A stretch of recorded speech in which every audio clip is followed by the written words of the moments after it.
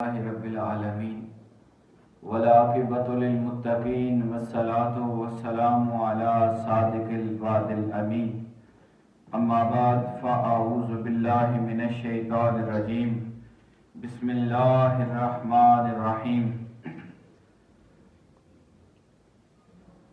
لن يضروكم إلا أذى وإن يقاتلوكم يولوكم الأدبار ثم لا ينصرون ضربت عليهم الذلة أينما ثقفوا إلا بحبل من الله وحبل من الناس وباءوا بغضب من الله وضربت عليهم المسكنة ذلك بأنهم كانوا يكفرون بآيات الله ويقتلون الأنبياء بغير حق ذلك بما عصوا وكانوا يعتدون ليسوا سواء من أهل الكتاب أمة قائمة يتلون آيات الله آناء الليل وهم يسجدون صدق الله العظيم إن الله وملائكته يصلون على النبي يا أيها الذين آمنوا صلوا عليه وسلموا تسليما درود اللهم صل على سيدنا ومولانا محمد وعلى آل سيدنا ومولانا محمد مبارک وسلم وصلی علیہ۔ اللہ رب العالمین کے توفیق اور خاص کرم سے ہم سورہ آل عمران کی آیات 111 سے لے کر انشاءاللہ 113 تک کا مطالعہ کریں گے۔ پچھلے جمعہ کو ہم نے قرآن مجید کی اسی سورت کی آیت نمبر 110 کو پڑھا، جس میں اللہ کریم نے امت مسلمہ حضور علیہ السلام کے غلاموں کو ایک خوشخبری دی اور ایک عظیم منصب ان کا بیان کیا اور فرمایا تھا کنتم خیر امت، تم بہترین امت ہو، تمہیں خیر امت بنا دیا گیا ہے، اخرجت للناس، اور ساتھ بیان کی وجہ کہ اس لیے کہ تم لوگوں کے لیے نکالے گئے ہو، تمہاری زندگی میں اپنی ذات سے بڑھ کر دوسروں کے لیے خیر کا جذبہ ہے اور تم دوسروں کے لیے بھی خیر چاہنے والے ہو۔ پھر آگے اس کی تفصیل بیان کی کہ تأمرون بالمعروف، تم نیکی کا حکم کرنے والے ہو، وتنہون عن المنکر، اور تم برائی سے روکنے والے ہو، وتؤمنون باللہ، اور تم اللہ کی ذات پر کامل ایمان رکھنے والے ہو، اس لیے تمہیں خیر امت بنا دیا گیا۔ حاضرین، اس بات کو آپ نے سمجھ لیا تھا کہ اللہ رب العالمین نے حضور سید العالمین صلی اللہ علیہ وسلم کی امت کو، جتنے بھی کلمہ گو ہیں، ان کو تمام باقی امتوں سے افضل اور اعلیٰ اور بلندتر مرتبہ عطا کیا، اور خیر امت یعنی جتنی بھی امتیں آئیں حضور سید العالمین صلی اللہ علیہ وسلم کے فرمان کے مطابق ہمارا نمبر وہ 70 ہے، 70ویں نمبر ہماری امت ہے، تو ہم ان تمام امتوں سے اللہ کریم نے ہمیں افضل اور اعلیٰ اور خیر قرار دیا۔ اب یہ جو خیر ہمیں کہا گیا، ہمیں افضل قرار دیا گیا، اس کی وجہ بیان کی گئی، اخرجت للناس، کہ تم وہ لوگ ہو جو صرف اپنی زندگیوں کو نہیں دیکھتے بلکہ دوسروں کے لیے بھی خیر کا جذبہ رکھتے ہو، دوسروں کی بھی خیر کے چاہنے والے ہو اور دوسروں کے لیے بھی اچھائی کی طرف ان کو لانے والے ہو۔ پھر اس کو بڑے خوبصورت طریقے سے بیان کیا کہ جو بھی حضور کا غلام ہوگا وہ خود بھی حق پر قائم ہوگا اور دوسروں کو بھی حق کی طرف لانے والا ہوگا۔ تأمرون بالمعروف، حق کا، نیکی کا، اچھائی کا، اللہ رب العالمین کی بارگاہ میں لانے کا وہ حکم دے گا، لوگوں کو نماز کا، حق کا، ایمان کا، سچائی کا، اچھائی کا جذبہ پیدا کر کے ان کو اللہ کی طرف لانے والا ہوگا، اور جہاں کہیں وہ معاشرے میں ارد گرد برائی کو دیکھے گا تو وہ اس برائی کو ختم کرنے کے لیے کوشاں ہوگا۔ یہ نہیں کہ پرواہ نہیں، خود بھی گناہوں میں اور دوسروں کو بھی اسی چھوڑ دیا جائے، نہیں، یہ امت مسلمہ کا طریقہ نہیں۔ اور پھر یہ کامل ایمان ہونے کی نشانی بنے گی، وَتُؤْمِنُونَ بِاللَّهِ، تم اللہ پر ایمان رکھتے ہو، یعنی اگر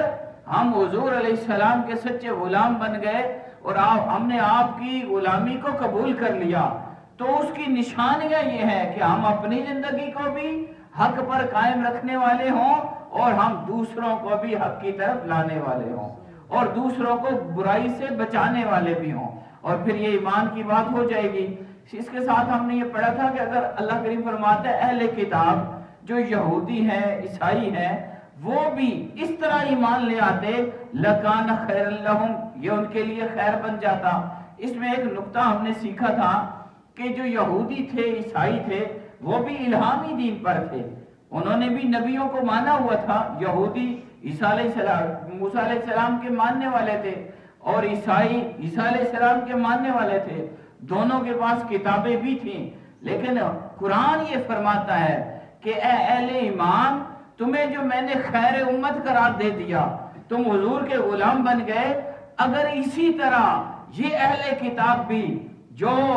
یہودیت کی طرف ہے اور یا عیسائیت کی طرف ہے، یہ بھی آ کر حضور کے غلام بن جاتے اور اے حبیب آپ کی غلامی کو اختیار کر لیتے، لَكَانَ خَيْرًا لَهُمْ، یہ ان کے لیے بہت بہتر ہو جاتا۔ لیکن مِنْهُمُ الْمُؤْمِنُونَ، ان میں سے کچھ مومن ہیں، وَأَكْثَرُهُمُ الْفَاسِقُونَ، اور اکثر ان میں سے گناہ گار ہیں۔ یہاں تک یہ بات ہم نے پڑھ لی تھی۔ اب اللہ پاک فرماتا ہے کہ میں نے جو آپ کو درجہ دیا ہے خیر امت کا، تمہیں میں نے اپنے حبیب کا غلام بنایا جو نبیوں کے امام بن کر آئے، خیر الرسل بن کے آئے، امام الانبیاء والرسل بن کے آئے، اور میں نے انہیں خاتم النبیین کا تاج عطا کیا ہے، کل نبیوں کا سردار بنایا ہے۔ یہ شان ان کو عطا کی اور ان کے طفیل تمہیں یہ شان دی ہے، تمہیں سب امتوں سے افضل امت قرار دیا۔ اب تمہیں یہ ایک فیور اور دینے لگا ہوں۔ اللہ فرماتا ہے لَن يَضُرُّكُمْ إِلَّا أَذًى، یہ کافر جتنے بھی ہیں، یہ یہودی جتنے بھی ہیں، یہ جتنے بھی غیر مسلم ہیں، یہ تمہیں کچھ تکلیف نہیں دے سکتے سوائے زبانی کلامی ستانے کے، الا اذى، یہ خالی اذیت دیں گے، زبان سے بات کریں گے، یہ کوئی تانا دے دیں گے، زبان درازی کر دیں گے، کوئی بہتان لگا دیں گے، کوئی الزام لگا دیں گے، لیکن تمہارے اوپر ہاتھ نہیں اٹھا سکتے، یہ تمہیں نقصان نہیں دے سکتے۔ کیوں؟ اللہ نے فرمایا کنتم خیر امہ، کیونکہ میں نے تمہیں خیر امت دے دیا ہے، تمہارے اندر ایمان کامل آ چکا ہے، اور تم جذبہ جہاد بھی رکھتے ہو، تمہارا ایمان ہے کہ اگر اللہ کی طرف سے موت آئے تو میں مروں گا، ورنہ مجھے کوئی مار نہیں سکتا۔ موت اللہ کے ہاتھ میں، زندگی اللہ کے ہاتھ میں، رزق اللہ کے ہاتھ میں، عزت اللہ کے ہاتھ میں، ذلت اللہ کے ہاتھ میں۔ تم اس ایمان کے حامل ہو، اس لیے یہ لوگ جتنے بھی ہیں، غیر مسلم ہیں، اہل کتاب ہیں، یہودی ہیں، نصرانی ہیں، لَن يَضُرُّكُمْ إِلَّا أَذًى، یہ تمہیں کوئی نقصان نہیں، ہرگز، یہاں پر بڑی تاکید کے ساتھ یہ بات فرمائے گی، یہ ہرگز تمہارا کچھ نہیں بگاڑ سکتے سوائے یہ کہ تمہیں ستاتے رہیں گے اور تمہارے اوپر باتیں کرتے رہیں گے۔ اور فرمایا وَإِن يُقَاتِلُوكُمْ، اگر یہ تمہارے ساتھ مقابلے میں آ جائیں اور تمہارے ساتھ جنگ کریں گے، اگر جنگ میں آ جائیں تو ان کا حال کیا ہوگا؟ يُوَلُّوكُمُ الْأَدْبَارِ، یہ پیٹھ پھیر کر بھاگ جائیں گے، اور یہ اہل ایمان کے سینے اللہ رب العالمین کی بارگاہ میں تنے ہوئے ہوں گے اور وہ ڈریں گے نہیں، اور کفار تمہاری آواز سے، تمہارے انداز سے، تمہارے نعرے تکبیر سے بھاگ جائیں گے، اور اللہ کریم تمہیں ایمان کی طاقت عطا کرے گا۔ ثم لا ينصرون، پھر ان کی مدد بھی نہیں کی جائے گی۔ حاضرین یہ دیکھ لیا آپ نے کہ اللہ رب العالمین اپنے حبیب صلی اللہ علیہ وسلم کی امت کو کیسے کیسے انعام عطا کرتا ہے۔ بس اب شرط یہی رہتی ہے کہ ہم حضور کے سچے غلام بن جائیں۔ اگر ہم زبان سے لا الہ الا اللہ اور محمد رسول اللہ کہتے ہیں تو ہمارا کردار بھی یہ سکھائے، بتائے، لوگوں کو پتہ چلے کہ ہم آقا دو عالم صلی اللہ علیہ وسلم کے سچے غلام ہیں۔ ہمارے کردار سے، ہمارے گفتار سے، ہمارے اعمال سے، ہمارے اخلاق سے، ہمارے معاملات سے، ہر طرح سے ہم یہ ثابت کرنے والے ہوں کہ ہم نبی الانبیاء کے غلام بن کے رہ رہے ہیں۔ جب یہ شان ہوگی، یہ طریقہ ہوگا اور اس طریقے سے ہم زندگی گزاریں گے تو اللہ رب العالمین کی یہ کرم نوازیاں ہمارے ساتھ ہوں گی۔ ہم ایمان پر خود بھی قائم ہوں گے اور دوسروں کو بھی ایمان کی طرف لانے والے رہیں گے۔ اور اللہ پاک فرماتا ہے تمہیں کسی طرح کا ڈر اور خوف نہیں ہوگا، یہ کچھ بگاڑ نہیں سکتے۔ یہاں سے بڑی خاص بات یہ کیفیت ہے کہ اگر کسی انسان کے دل میں ایمان کامل ہو جائے اور پکا ایمان ہو جائے تو سامنے کتنی بڑی طاقت بھی ہو انسان گھبراتا نہیں، ڈرتا نہیں، پریشان نہیں ہوتا، اس لیے کہ اس کو پتا ہے کہ میرا حامی و ناصر میرا اللہ ہے اور میں دین حق پر ہوں اور اللہ رب العالمین کے حکم کے مطابق حضور کی غلامی کا پٹا میرے گلے میں ہے، اب کوئی باطل طاقت مجھے گرا نہیں سکتی۔ اللہ فرماتا ہے اگر یہ سامنے آ بھی گئے یہ پیٹ پھیر کر بھاگ جائیں گے، ثم لا ینصرون، پھر ان کی مدد ہرگز نہیں کی جائے گی۔ حاضرین آگے دیکھیں، اللہ پاک فرماتا ہے یہ جو منکرین ہیں، یہ جو یہودی ہیں، عیسائی ہیں، جو حضور کو نہیں مانتے، یہ نقطہ ذہن میں رکھیے کہ یہودیوں عیسائیوں کے پاس کتاب بھی تھی، اللہ رب العالمین کی ہدایت والی کتابیں ان کے پاس تھیں اور وہ نبیوں کو بھی مانتے تھے اور تمام بنیادی عقائد پر ان کا ایمان تھا، ایک بات نہیں تھی، وہ کیا ہے؟ وہ حضور سید العالمین کو نہیں مانتے تھے، ایک بات کا انکار کرتے تھے۔ اب یہ ساری سزائیں انہیں اس بات پر ملی، فرمایا تمہارا مقابلہ بھی نہیں کریں گے، بھاگیں گے اور ان کی مدد نہیں کی جائے گی۔ ضربت علیہم الذلۃ اینما ثقفوا الا بحبل من اللہ وحبل من الناس، اللہ فرماتے ہیں جہاں کہیں بھی پائے جائیں، جدھر بھی ان کا جہاں کہیں بھی آپ دیکھو گے ضربت علیہم الذلہ، ان پر ذلت مسلط کر دیں گے، وہ ذلیل حالت میں ہوں گے اور ان کی بچت کی ایک صورت فرمائے گی، اینما ثقفوا، جہاں کہیں بھی وہ پائے جائیں ان پر ذلت ہے، سوائے الا بحبل من اللہ، سوائے اللہ کے عہد کے، اللہ کے ساتھ جڑ جائیں، وحبل من الناس، یا لوگوں کے ساتھ عہد میں پناہ لے لیں۔ کہاں ان کی بچت کی کوئی صورت نہیں ہے، اس لیے کہ یہ میرے حبیب کی غلامی کا انکار کرتے ہیں، یہ آقا دو عالم صلی اللہ علیہ وسلم کی ذات کو نہیں مانتے، یا آپ کی نبوت کا انکار کرتے ہیں۔ اب ان کے لیے کہیں بھی خیر نہیں ہے، کوئی بھی جائے پناہ نہیں۔ اب ان کے لیے پناہ کی دو ہی صورتیں قرآن بیان کرتا ہے، فرمایا پناہ کی ایک صورت یہ ہے الا بحبل من اللہ، کہ وہ اللہ کے عہد میں آ جائیں، اللہ کے عہد کے ساتھ ان کو پناہ مل سکتی ہے، جان چھوٹ سکتی ہے، یہ ذلت اور رسوائی سے بچ سکتے ہیں، وحبل من الناس، یا لوگوں کے عہد کے ذریعے ان کو پناہ مل جائے۔ اب اس کی وضاحت دیکھیے، یہاں اللہ کی پناہ، اللہ کے عہد میں آنے سے کیا مراد ہے؟ فرمایا بڑا واضح بات ہے کہ یہ اہل کتاب تو ہے نا، بس آ جائیں اللہ کی بارگاہ میں آ کے توبہ کریں، حضور کی غلامی کا اقرار کر لیں، مسلمان بن جائیں، ایمان صاحب ایمان بن جائیں، یہ ذلت سے بچ جائیں گے، ان کی ذلت اتار دی جائے گی اور ان کو عزت عطا کر دی جائے گی، ان کو شان دے دی جائے گی، ان کو کنتم خیر امت میں شامل کر دیا جائے گا۔ بس ایک بات ہے، اقرار رسالت مآب، حضور کی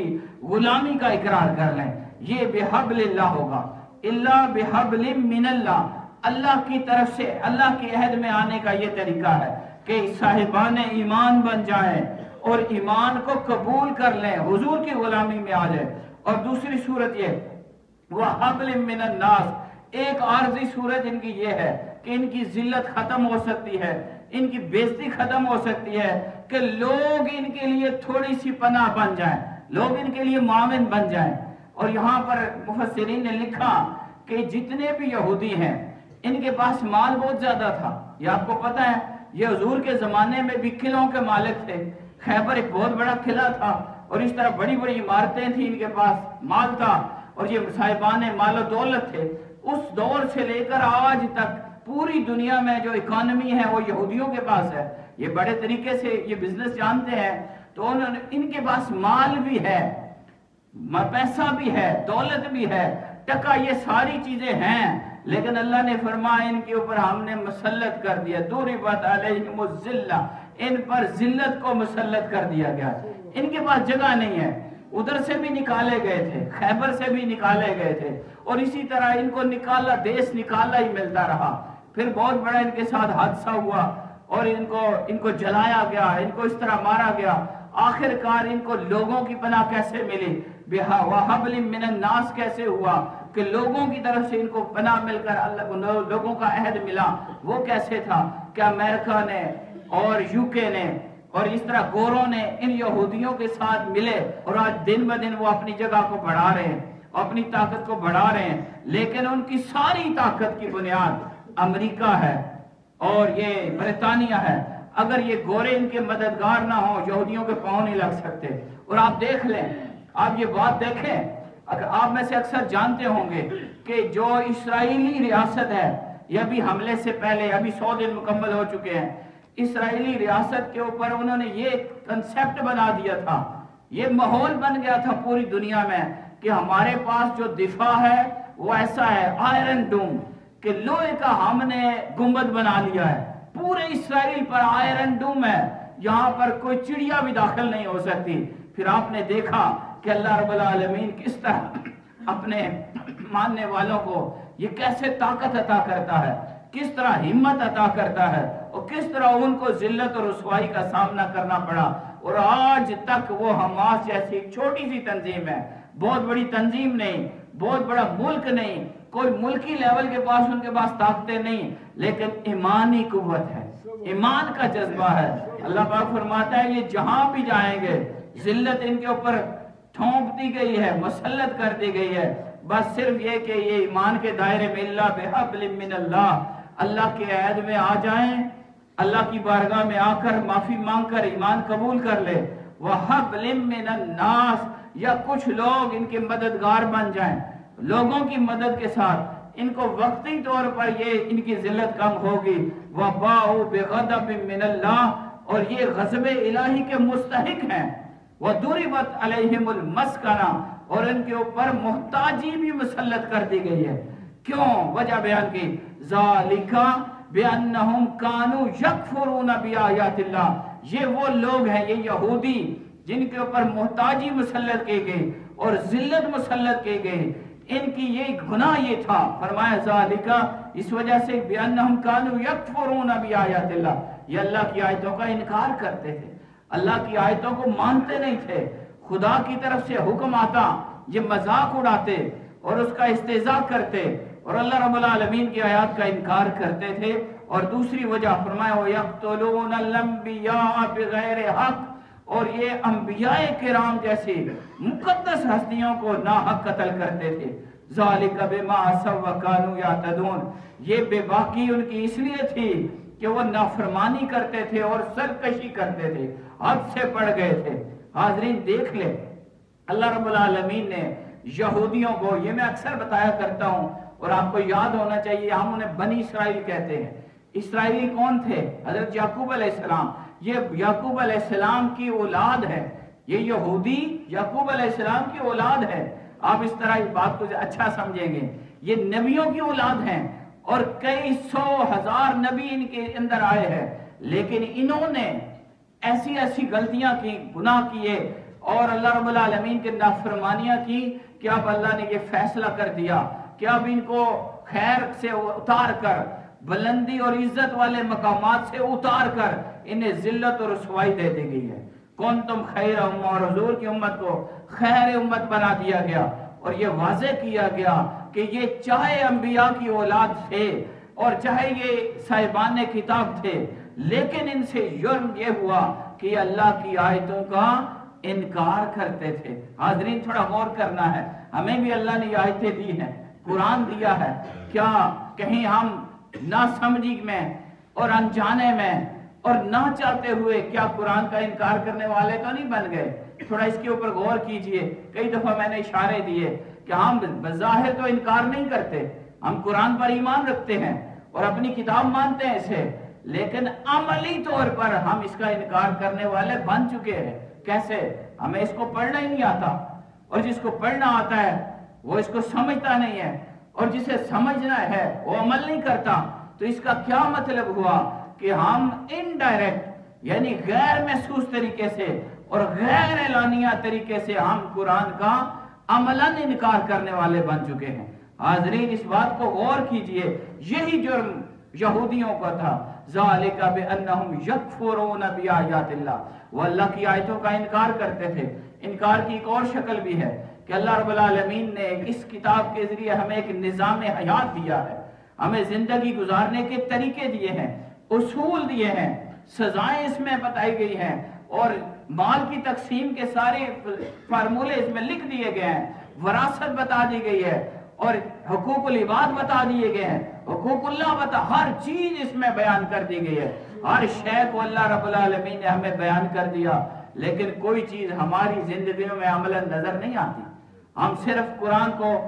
دیکھ کر چوم کر سینے سے لگا کر، کسی کو سورہ یاسین پڑھنی آتی ہے یا کوئی تھوڑا سا 2 لفظ پڑھ لیتا ہے اور وہ مطمئن ہو کر زندگی گزار رہے کہ میں بڑا بڑا مسلمان ہوں مجھ سمیت۔ نہیں حاضرین، یہ طریقہ نہیں، یہ طریقہ نہیں۔ عملاً ہم قرآن کا، اسلام کا اور اللہ اس کے رسول کا، دین کا انکار کرنے والے ہیں، کیونکہ ہم اپنی زندگی کو اپنی مرضی سے گزار رہے ہیں۔ ہمارے ملک کا نظام ہماری مرضی کا ہے، سودی نظام کے ہم تحت کام کر رہے ہیں، اور ہم میں سے کوئی شخص اس بات کو برا نہیں کہتا۔ ہماری صبح کیسے ہیں، ہماری شامیں کیسے ہیں، ہم چیزوں کو حلال و حرام کیسے جانتے ہیں، ہم کس طرح زندگی گزارتے ہیں، ہم خوشیاں غم کیسے کرتے ہیں، اگر تو یہ ساری باتیں قرآن کے اصولوں اور دین کے طریقوں پر ہیں تو پھر الحمدللہ ہم عملی کاملاً مسلمان ہیں۔ لیکن اگر ہماری صبح شامیں، ہماری خوشیاں غم، ہمارے دن رات نہ قرآن کے مطابق ہیں، نہ رسول اسلام کی سنت کے مطابق ہیں، تو پھر ہمیں یہ ماننا پڑے گا کہ ہم عملاً اسلام کا انکار کرنے والے ہیں۔ حاضرین، اس بات پر غور کیجئے، ان کی یہ غلطیاں تھیں، اللہ نے ان پر مسلط کر دی محتاجی اور ذلت، اور کہا کہ یہ آیات الہیہ کا انکار کرتے تھے۔ وَيَقْتُلُونَ الْأَنْبِيَاءَ بِغَيْرِ حق، اور انبیاء کو، نبیوں کو ناحق قتل کرنے والے تھے، اور کئی نبیوں کو انہوں نے قتل کیا۔ ذالکا، اور یہ بے باکی ان کے اندر آ گئی تھی، بے ماں اس وجہ سے تھی، اسو، انہوں نے نافرمانی شروع کر دی تھی۔ حاضرین، یہ بات سمجھ لیجئے کہ جب انسان کسی چیز کا انکار کرنے لگ پڑتا ہے، کسی بھی حق بات کا، جب کوئی بندہ منکر ہو جاتا ہے، انکار کرتا ہے، نہیں مانتا، اور اس کے دل میں یہ جذبہ ہو جاتا ہے کہ میں صحیح ہوں، یہ غلط ہے، میرا موقف صحیح ہے، میرا مسلک صحیح ہے، میری ذات صحیح ہے، میں ہی صحیح ہوں، تو جب یہ انسان کے اندر جذبہ آتا ہے تو وہ منکر بن جاتا ہے، اس کا انکار کا سفر شروع ہو جاتا ہے، اور انکار کا سفر پھر آگے بڑھتے بڑھتے اس حد تک ہو جاتا ہے کہ انسان کے اندر فرعونیت آ جاتی ہے، وہ اپنے سے بڑھ کر کسی کو نہیں مانتا، وہ نہ اپنے سے بڑا کسی کو نیک انسان مانتا ہے، نہ اپنے سے اچھا کسی کا ایمان مانتا ہے، وہ خود میں ہی گم ہو جاتا ہے، اور اپنے آپ کے اندر وہ اسی طرح اپنی زندگی کو برباد کر دیتا ہے۔ جبکہ انسان کے اندر ہونا یہ نہیں چاہیے کہ میں ہی ہوں، میں تو نہیں ہوں، بلکہ انکار، نافرمانی، اسو، یہ جو طریقہ ہے یہ کفر کا ہے، یہ منکرین کا ہے۔ وَكَانُوا يَعْتَدُونَ، اور قرآن کہتا ہے وہ سرکش ہو گئے تھے۔ ایک ہوتا ہے انکار، ایک ہوتا ہے انکار سے اگلا سٹیپ، کہ انکار اللہ کے احکام کو چھوڑ کر اور ساتھ اس کے اوپر بدتمیزی کے ساتھ اپنی زندگی کو گزارنا اور پرواہ نہ کرنا، خدا کے احکام چھوڑے جا رہے ہیں، نمازیں چھوڑی جا رہی ہیں، خدا کی طرف سے جو بھی دین ملا ہوا ہے اس کا انکار ہو رہا ہے عملاً، اور ہمیں کوئی پرواہ نہیں۔ اگر کوئی بندہ کہہ بھی دے کہ جناب تھوڑا خیال کرو، تو اس کو ڈانٹ دینا، اسے کہنا تو بڑا مولوی آ گئے، تو بڑا دیندار آ گئے، میں نے سمجھنا، اس طرح کی باتیں یہاں معاشرے میں کرتے ہیں۔ تو حاضرین، یہ اعتداء ہوتا ہے، یہ سرکشی ہوتی ہے، انسان حد سے بڑھ جاتا ہے، اور یہی سزا کا ذریعہ بنتا ہے۔ اللہ رب العالمین کی بارگاہ میں دعا کرنے سے پہلے یہ آخری آیت پڑھ دوں، لیسو سوان، اللہ کہتا ہے یہ سارے ایک جیسے نہیں ہیں، یہ جتنے یہودی ہیں، اہل کتاب ہیں، سب یکساں نہیں۔ من اہل الکتاب امت قائمت